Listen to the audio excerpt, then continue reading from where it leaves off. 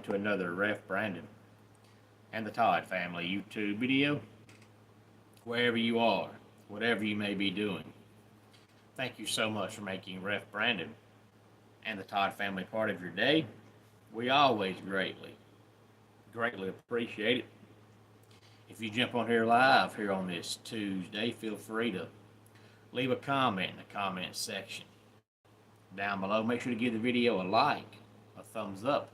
If you have not subscribed, please do so and share the video on all social media platforms. Going to talk some college football coaching rumors. But first, I want to quickly recap week 2 of the NFL season. I know that most of the football fans here on the channel like college, NFL about the same, but most like college a little better. But I do know that in the grand scheme of things, the NFL runs circles around college football in popularity. So you'd have to be living under a rock to pretend like nobody watches it, because that's simply just not true. So even though I have more college and pro fans on here, I still feel like you have to talk about the NFL.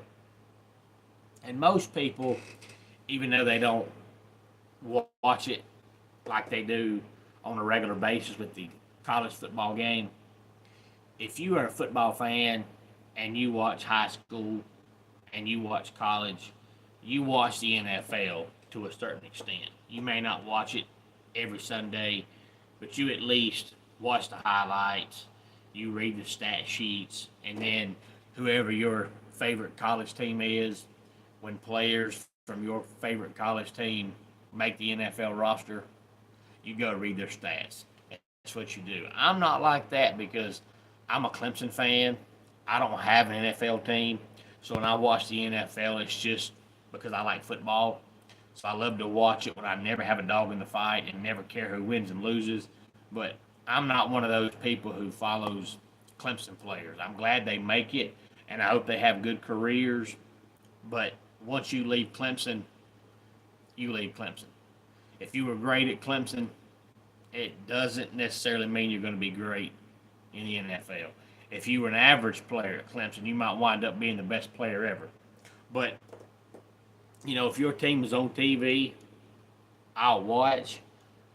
But I'm not going to go out of my way to go watch an NFL team just because they've got a Clemson player on the team. I don't do that. Once you leave Clemson, you're an NFL player. Hey there, Eddie.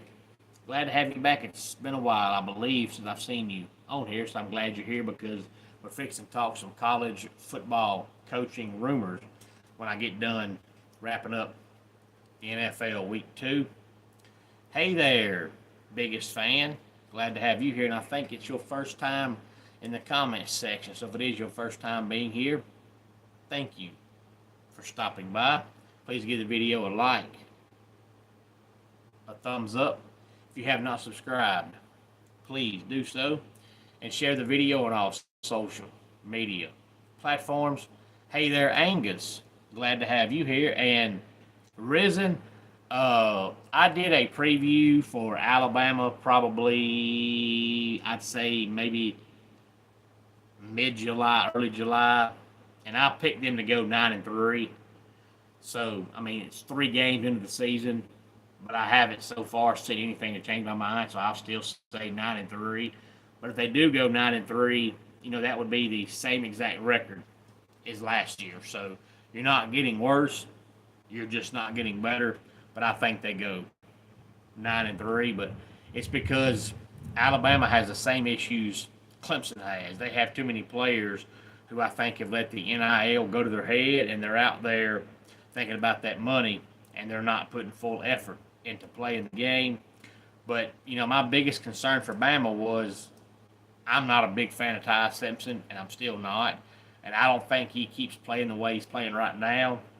But, Alabama can't run the ball, and they can't stop the run.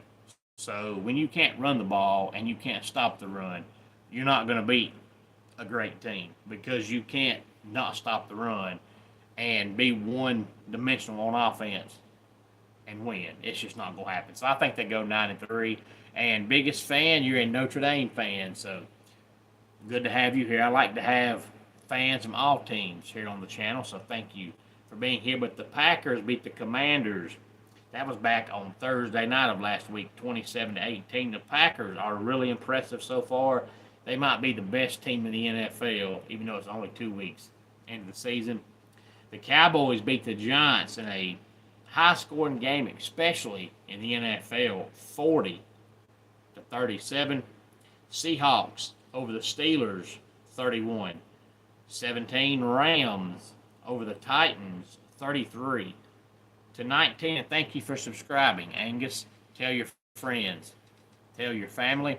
We talk football, college and pro. We talk basketball, college and pro. We talk baseball, mainly pro, a little bit of college, NASCAR, wrestling. And Eddie, you are right. The Giants are terrible. I'm not sure they're the worst team this year because the Dolphins look like they're going to be flat out awful. But the Giants are still pretty bad. And Risen, you're right. They don't have the discipline. And I think that goes back to the head coach.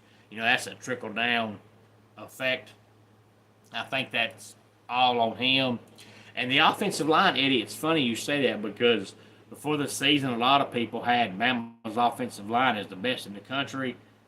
And I think Miami has the best offensive line in the country, but Bama's is flat out awful. So if it's supposed to be the best in the country, it's definitely not meeting expectations. The Bills beat the Jets 30-10. The Patriots over the Dolphins 33-27. The Bengals beat the Jaguars 31-27. The 49ers over the Saints 26-21. Ravens all over the Browns 41-17. The Lions beat the Bears 52-21. Cardinals over the Panthers 27-22. Eagles over the Chiefs in a rematch of last year's big game at 20-17. And the Colts on a last-second field goal beat the Broncos 29-28. So they are now 2-0 with Daniel Jones as the quarterback. Falcons all over the Vikings 22-6. And then last night, doubleheader, both winning teams scored 20. The Bucks beat the Texans 20-19, and the Chargers beat the Raiders 20-9. Now,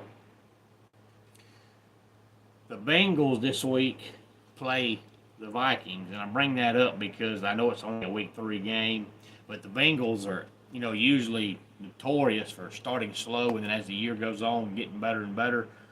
Well, they're finally off to a good start at 2-0, but this week, Joe Burrow is out, and J.J. McCarthy is out. So we're going to have the battle of Jake Browning of the Bengals against what looks like Carson Wentz of the Vikings.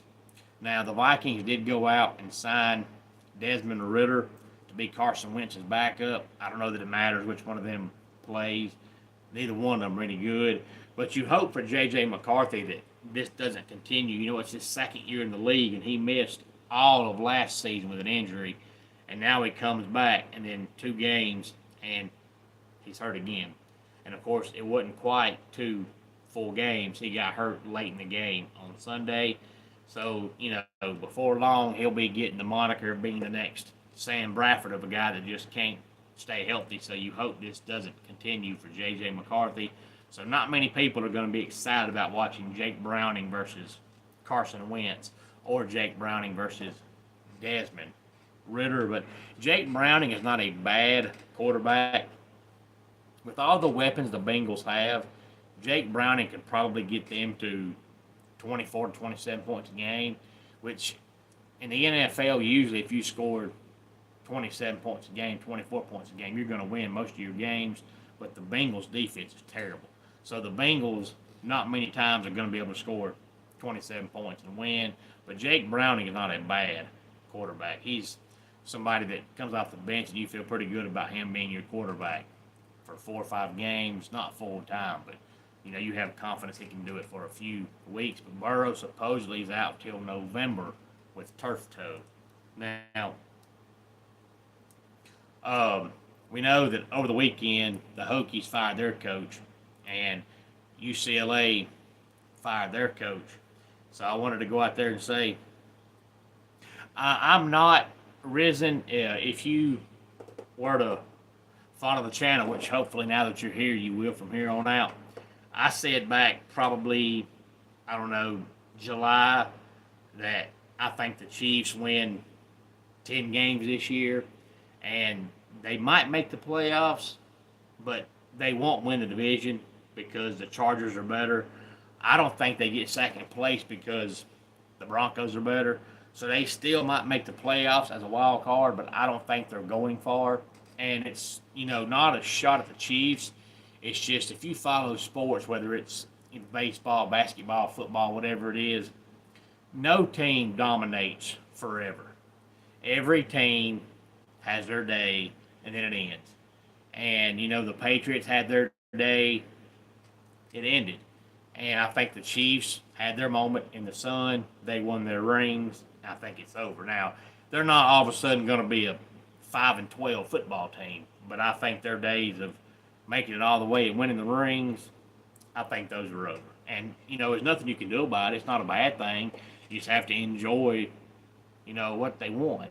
I mean, I'm a Clemson fan, and, it looks like they're slowly reverting back to the old days when they had Tommy Bowden of being a 7-win football team. But, when they were winning and they played for 4 national titles and won 2, I told every Clemson fan I know, enjoy it while it's here. Enjoy it while it lasts. It's not going to last forever. We're not going to win 5 championships in the next 10 years. It's just not going to happen. You're going to have your moment in the sun, and it's going to end. I think Clemson's run is over, and I think the Chiefs' run is over. But, I mean, there's nothing you can do about it. No team, look in college football, how many times Nebraska won it from 69 to 95. And, of course, most of those years, the coach was Tom Osborne, but ever since he retired, now they'd be good to win 10 games. It just happens. In every sport, at every level, teams have good years and bad years. And you look at Ohio State. Ohio State's the one football program, but it don't matter who their coach is, who they play. They're going to win 10 or 11 games every single year. They're never going to have a down year. For the Buckeyes, a down year is 9-3. If they were to go 9-3, they'd want to shut their program down because they never go 9-3. But even with saying that, if they don't win the national championship every year, you just can't do it. Hey there, free thinker. Glad to have you here. Hey there, Giovanni. Glad to have you here. And I think the owner's hands are tied, Risen, because you think about how much money they gave Patrick Mahomes. When you pay one player that kind of money, there's no way you're going to be able to go out and get a bunch of players around them. You can't do it. And that's why when Tom Brady played for the Patriots, back in their dynasty heydays, Tom Brady was always taking a pay cut. Always taking a pay cut to make sure he had pieces around him. Because no matter how good you are, you can't win in football by yourself. So Tom Brady always took pay cuts to make sure they had receivers. They had offensive linemen. They had defensive players.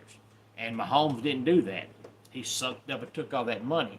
And when you do that, it's good in the short term because for 3 or 4 years, you have every piece you need to win the big game. And they did. But then when those 3 or 4 years are up, you start losing players. You no longer have the money to bring anybody in because your quarterback is making more than the rest of their team combined. But Patrick Mahomes could have said, nah, don't give me that. But he took it. And so far he hasn't said, give me a pay cut. No, he's keeping the money. So I think the owner wants to, but there's only so much you can do when you're paying your quarterback $50 million a year. But these are some of the names that are supposedly rumored to take the Hokies coaching job. Now, some of these names on here I understand, some I don't. And if you're any kind of football fan at all, you're going to recognize all these names. And I ain't got to tell you who they are. If you're not sure, then you might not be the big, huge football fan you think you are.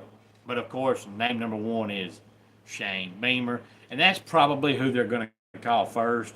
But if Shane takes that job, he's an idiot. I mean, he's never going to win a national title at South Carolina, but he's also never going to win a national title in Blacksburg, Virginia. We also have Bob Chesney, Tyson Helton, Michael Vick, which I don't understand at all. I know he played there, but he's in his first year of being a head coach at Norfolk State. You don't go out and hire Michael Vick just because he played quarterback there. The man has to prove he can coach. And you haven't proved that when you've coached 3 games at Norfolk State. Alex Golish, Pat Fitzgerald, Jamie Chadwell, Dan Mullen, Shannon Dawson, G.J. Kinney, Brian Hartline, and Charles Huff. I also don't understand Jamie Chadwell. I know Jamie Chadwell is currently coaching Liberty, which is right up the road from Blacksburg, Virginia. But, you know, Jamie Chadwell's always coached smaller schools, and he goes to a smaller school and stays a couple of years, and then when all the good players leave, he hops up and leaves. So he's never stayed in a program 8, 9, 10 years. So we have no proof that Jamie Chadwell can win consistently. You know, right now he's at Liberty, and Liberty won when they had Hugh Freeze, and we know Hugh Freeze can't coach. But Jamie Chadwell came in, did pretty good the first year, was supposed to be undefeated last year, and wasn't. And now this year they're off to a terrible start. So I'm not sure why anybody wants Jamie Chadwell. But a couple of the names also mentioned to be the next head coach at UCLA are DeAnton Lynn, Tosh Lupa, Spencer Danielson, Jason Eck, and Jonathan Smith. Now, if I'm UCLA, the first guy I'm going after is Jonathan Smith. I know he's at Michigan State right now, but before that, he was at Oregon State, so he's a West Coast guy. He'd probably still be at Oregon State. I mean, he was winning there, but, you know, the Pac-12 pretty much dissolved, and about every other team in the conference, you know, either went to the Big Ten, the ACC, or the Big 12, except for Oregon State and Washington State. And he left there because they had no idea what they were doing.